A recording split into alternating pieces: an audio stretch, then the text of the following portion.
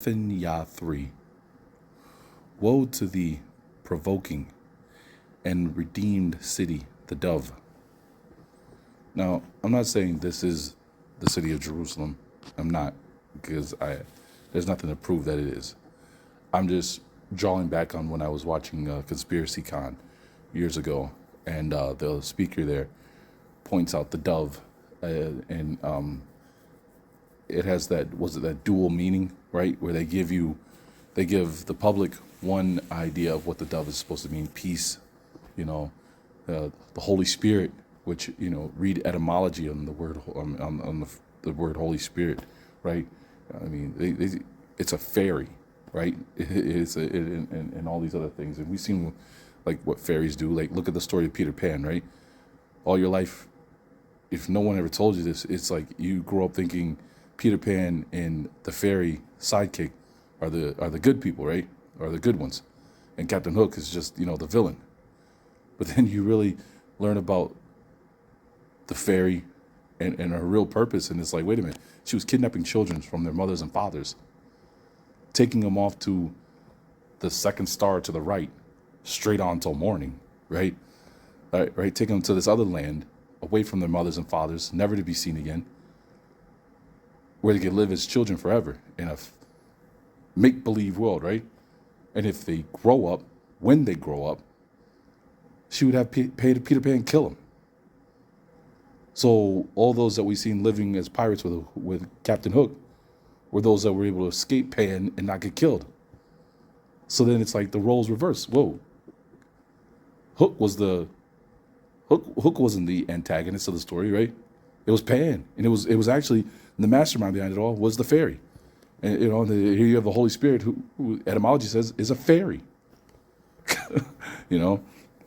But yeah, they give you in the conspiracy kind of guy taught you about the dual meanings. The peace dove's supposed to mean peace and the Holy Spirit, but in the occultic world, the dove is the sign for the Catholic Church, right? And it's the sign they give as they come into your land, bringing communism.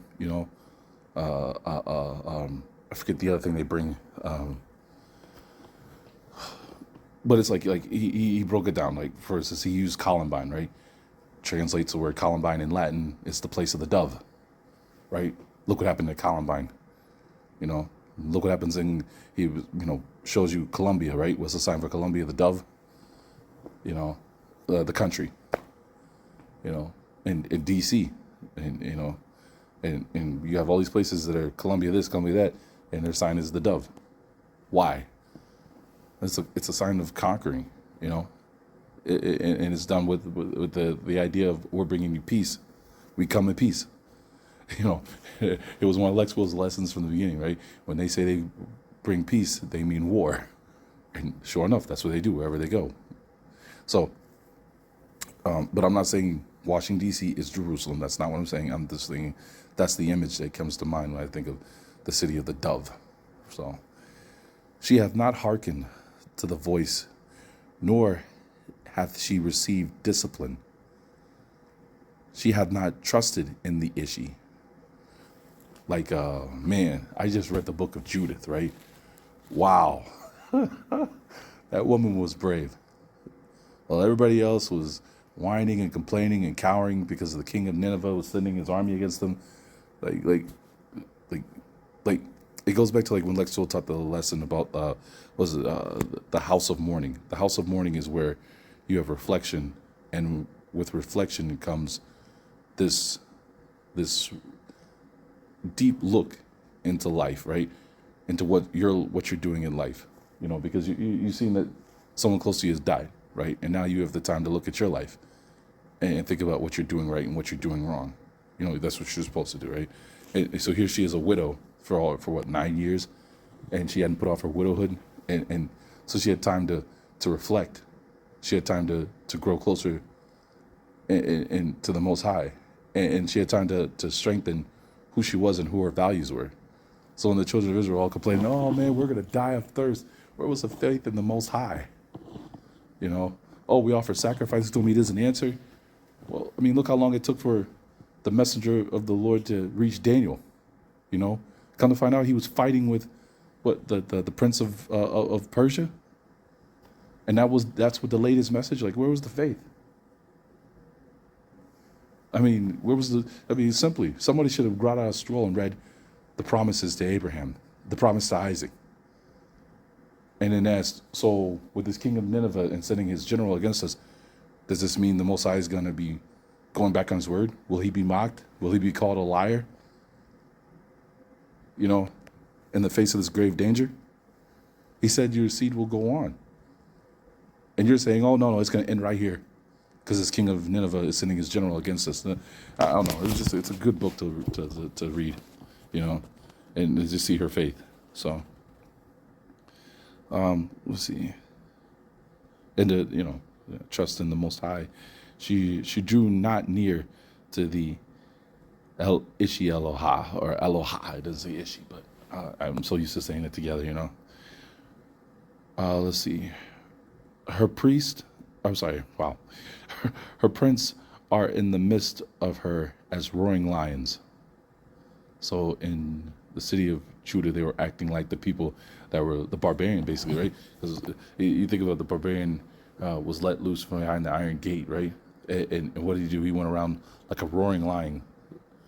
The prophet Isaiah, right? He says that our enemy goes around like a roaring lion seeking to whom he may destroy. Let's see. Her judges are evening wolves. They left nothing for morning. Her prophets are senseless men without faith. You can see that you almost draw that comparison today, right? Like, I mean, we're not Christians and we're not into Christianity, but like it blows my mind how Christians fall for prosperity gospel. It's like, do you even know who the Most High is? Have you ever read the Old Testament? I mean, God doesn't want you to be unhappy. God doesn't want you to be poor. God, it's like, whoa, whoa, whoa, whoa, whoa. How many times did we see people in the Old Testament struggle? Even when they had stuff was taken from them and they struggled. I mean, would you like to live the life of Gideon? I'm just saying, like, it wasn't, continuous built of wealth and then you just stayed there in all cases. You grow when you're tried. You go through hard times, right? Not life has to be a continuous rainbow. I don't know, I won't use rainbow, but life has to be a continuous fairy tale land where you were prosperous at all times. That's what I'm trying to say. Her priests have polluted the sanctuary. I wonder if that's was it the book of Jeremiah, right? The things they did in the dark. They have acted unjustly against the law. Well, you can see that stuff happening today too. Like for example, there was a burglar who broke into a woman's home up in Buffalo, New York, right? He fell through her sunroof in her kitchen, hurt himself on the center counter, gets arrested, right? Sues her for being injured and won his claim against her. Like, whoa, you're breaking into this woman's house. What was she supposed to do? Put up a slip and fall sign? The laws are unjust. Like, this is crazy. I mean, I've seen a person go to jail because the judge's sentence was, I feel you committed this crime. He didn't say I could prove you committed it. I could point to somewhere where, this is the smoking gun, you did this. No, it was based off of the judge's feeling. Well, thank goodness he was wrong, and this person won in appeals court, But, I mean, it's like, where's the justice in this? Right? The just Ishi is in the midst thereof. He will not do iniquity. In the morning he will bring his judgment to light, and it shall not be hidden or hid. But the wicked man hath not known shame. There's a thing that's been missing from us, right? We know no shame. We know no dishonor. You know, that someone says shame on you. What does that mean to them anymore? You know, okay, no guilt. You know, they're prideful. They get stiff necked when they hear stuff like that.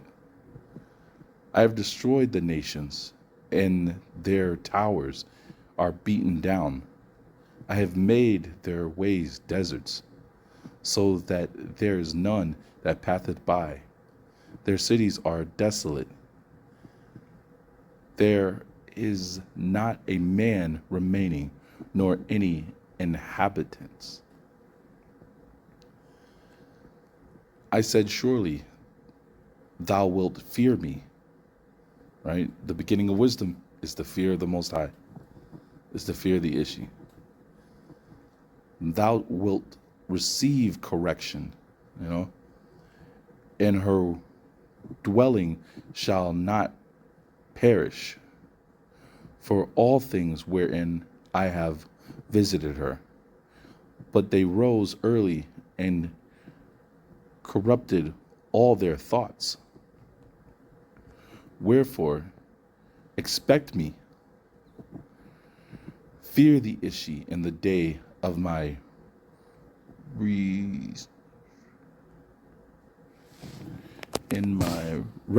restoration that is to come. For my judgment is to be assembled. For my judgment is to assemble the Gentiles and to gather the kingdoms and to put upon them my indignation. So through the Gentiles, right? And you see it's going to happen again. Through the Gentile nations and the kingdoms, he destroyed Jerusalem, right?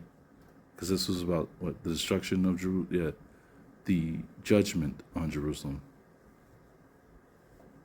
So you see it again with the 10 nations from Ezekiel 36, 37, 38. That's going to happen again. He's going to bring the Gentile nations against the kingdom of the north. Oh, and it's here. Like, I mean, come on. You got all these Ukrainians coming in, and they're all, oh, we're just happy to be here. We're just happy to work. I'm like, no. You're happy to put on your Nazi uniforms, your signatures, you know, your swastikas, your SS signatures, and you're getting ready to reach the minds and the hearts of the people, you know, that you set a plan for the longest time. Your invisible empire, right? Yeah, I mean, you can see it. Just bear with me. All the things that the Nazis and white supremacists claim they hate are in their face, right?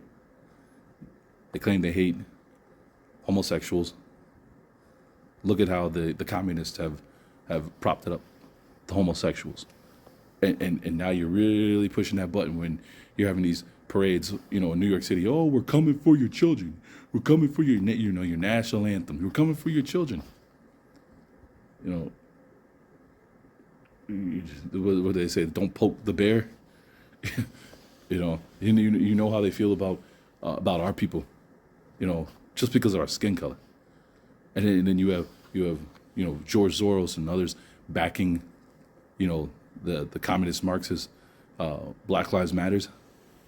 You know, and they're like, look at all these examples. They got a little bit of freedom, and now they're out of control, and we need to do something to take back our country. You watch. You think they brought these Nazis over here for work? No. They're going to be the agitators, the real ones, not the CIA.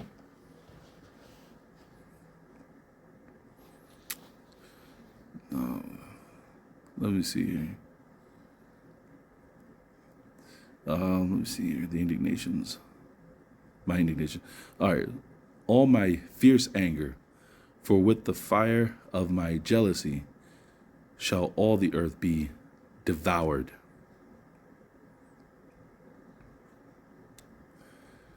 Because then I will restore to the people a chosen lip, that all may call that all may call upon the name of the Ishi, and may serve him with one shoulder. See, right, I forget which one. I don't know if it was Ezekiel I was reading, or if it was one of the so-called minor prophets. But it was clear to me, I was reading it, that what we're about to witness, what we're about to see, and those that live through it, get to live through this. The Gentile nations are gonna claim, oh, look what we did. Look how we took down the kingdom of the north, right? But the Most High says this is gonna be done by him, for him. He's gonna be magnified through this, right? The people, I wish I could find the verse, because it's basically, we're gonna know. When we see the destruction, the ones that live through it, they're gonna see the destruction and no, this wasn't they're gonna take credit for it, but this wasn't them. This was the Most High's work, and it's gonna put the fear in them, and draw them back to the Most High. So, for beyond the river of Ethiopia shall my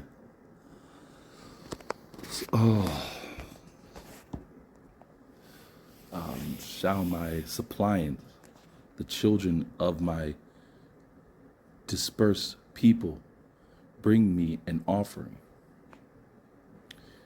In that day thou shalt not be ashamed for all thy doings, wherein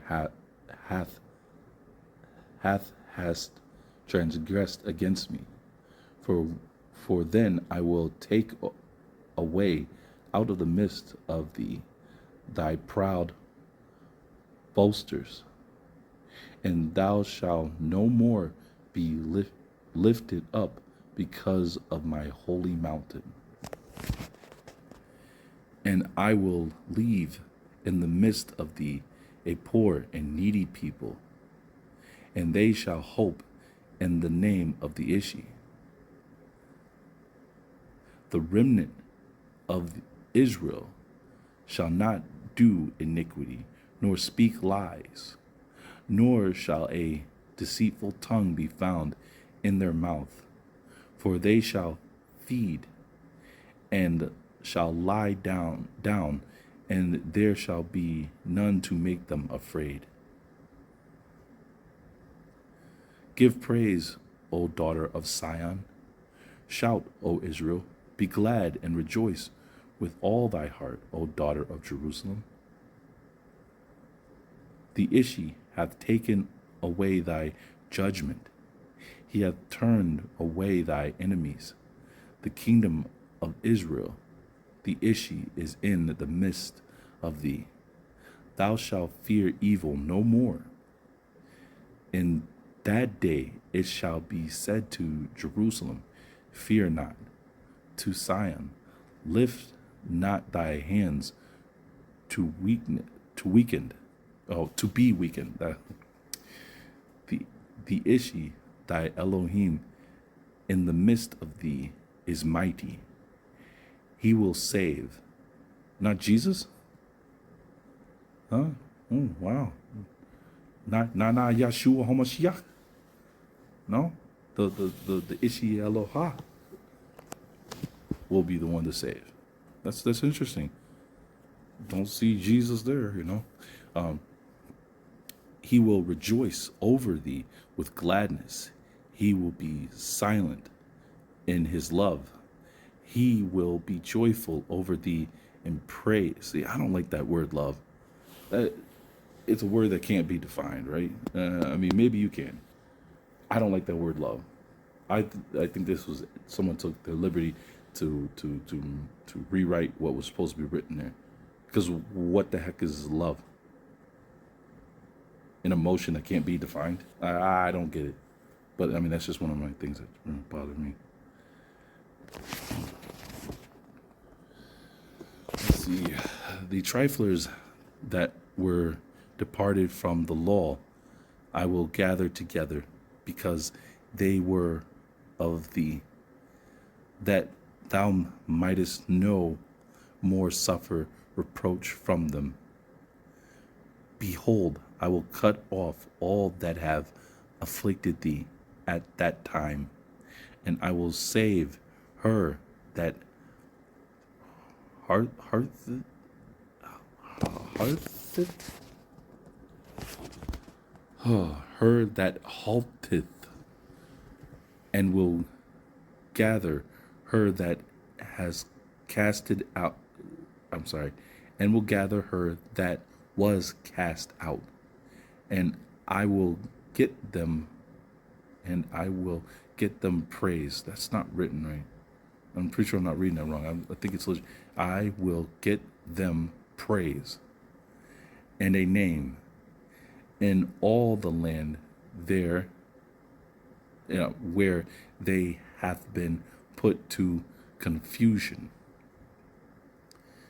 At that time when I will bring you, and at the time that I will gather you, for I will give you a name and praise among all the people of the earth.